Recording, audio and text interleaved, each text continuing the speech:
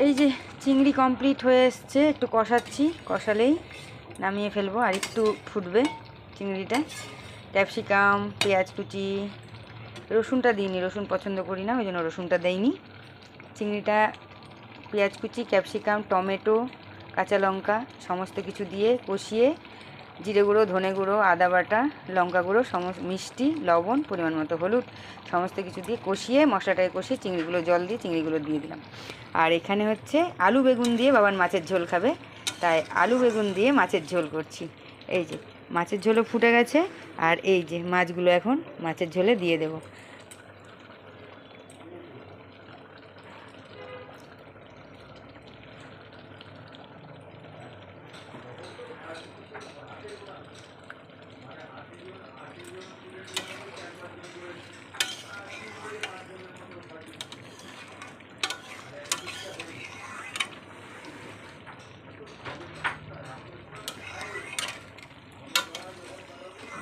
আলু বেগুন দিয়ে মাছের ঝোল, আর এখানে হচ্ছে চিংড়ি।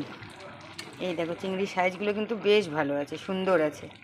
চলো, মোটামুটি এখন খালি বাকি থাকলো বাঁধাকপিটা কষাবো আর ডালটা সম্রাটবো, তাহলেই আমার রান্নাবাড়ি সব কমপ্লিট হয়ে যাবে।